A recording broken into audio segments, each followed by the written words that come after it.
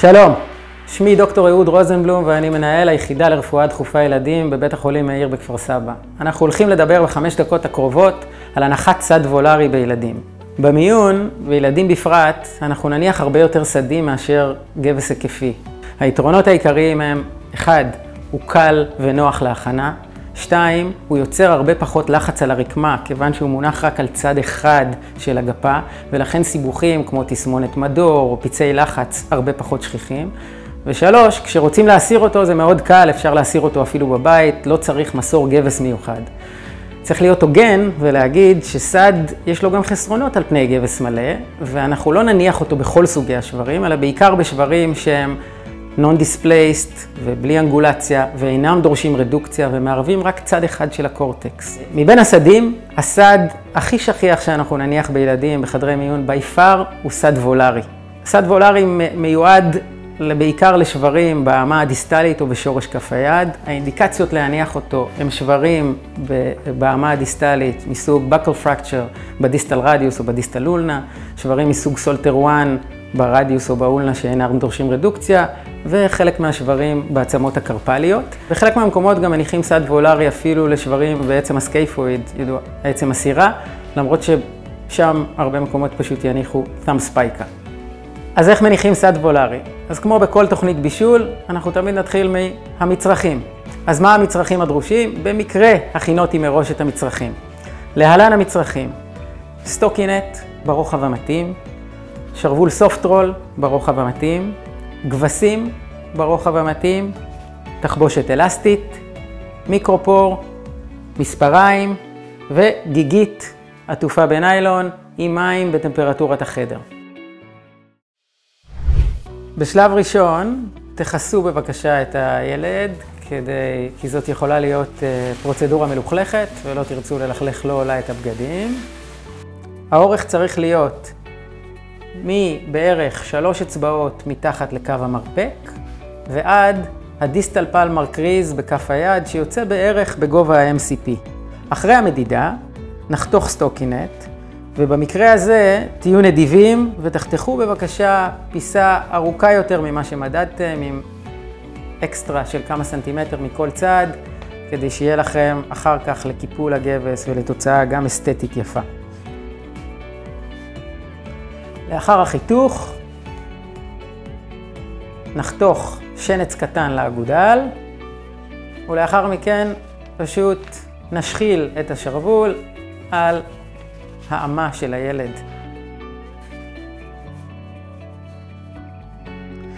לאחר מכן ניקח את גליל הסופטרול שהכינונו מראש, נפרוס אותו על המיטה,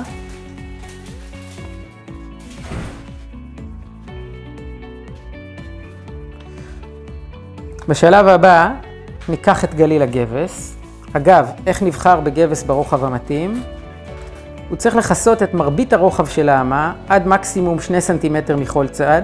למרבית הילדים, לצורך הנחת סד וולרי, אנחנו נסתפק בגבס ברוחב 8. לילדים גדולים יותר או מבוגרים נידרש לעתים לרוחב 10.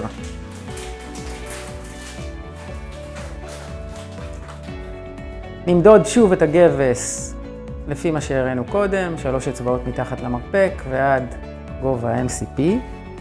ואחרי שקיבלנו את המידה הדרושה, נשים את זה על המיטה ונייצר לנו 10 עד 12 שכבות של הגבס.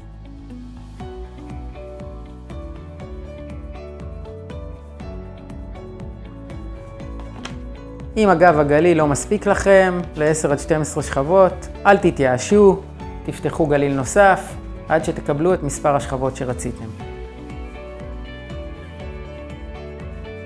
את העודפים יש לחתוך.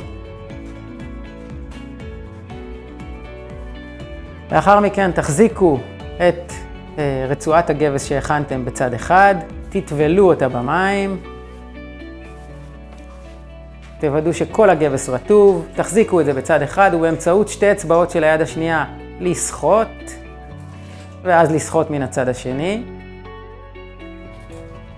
לא לסחוט יותר מדי כי אתם רוצים להשאיר מספיק גבס. תניחו את זה על הסופטרול, תשאירו 3-4 סנטימטר מצד אחד ואת הגליל הפתוח מהצד השני, ואז תרדדו את הסופטרול ותעשו אותו ממש שטוח.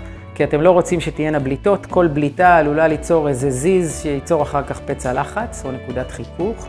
הסירו את הכפפות ותקפלו את הסופט רול, תתחילו מהצד מהשול החופשי ואחר כך מהגליל עצמו, תחתכו אותו והנה לכם סד מוכן להנחה.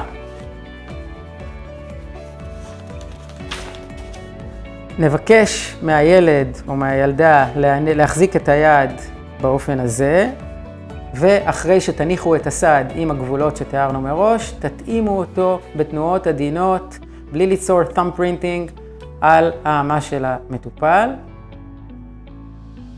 לאחר מכן, קפלו את עודפי הסטוקינט. שימו לב שהמנח של היד אחרי הנחת הסד צריך להיות מנח ניטרלי, קרי אקסטנציה של משהו כמו 20 או 30 מעלות ברמת שורש כף היד. לאחר מכן תיקחו את התחבושת האלסטית ותתחילו ללפף. תדאגו להשאיר שוליים חופשיים של סטוקינט כדי שזה יהיה שם מעט מרווח אוויר לנשימה ליד. אוברלאפ של 2/3 בין שכבה לשכבה של תחבושת אלסטית. תדלגו מעל האגודל. לעשות את אותו דבר עם השוליים החופשיים ברמת שורש כף היד.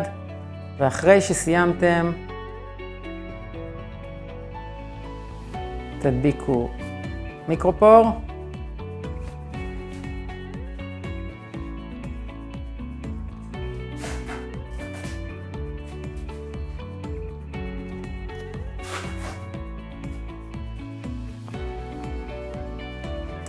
לאחר סיום העטיפה, תבדקו שלא הפעלתם לחץ רב מדי ושהגבס מצד שני לא רופף מדי. תכניסו את האצבעות ותראו שהן יחסית נכנסות בנינוחות, אבל זה לא רופף מדי. והנה לכם הסד מונח, תסתכלו על המנח שלו, כשאנחנו מרימים אנחנו רואים אקסטנציה בזווית של משהו כמו 20 עד 30 מעלות. עכשיו צריך להנחות את הילד לא לזוז, זאת אומרת הוא יכול לזוז, אבל את היד לא להפעיל למשך משהו כמו 15 דקות עד שהגבס מתקשה. כדאי גם להגיד לילד שכשהגבס מתקשה הוא מתחמם, ואל תשכחו להנחות את הילד וההורים לגבי התנהלות עם סד גבס והמעקב הנדרש. זהו, יאללה, לכו תתרגלו.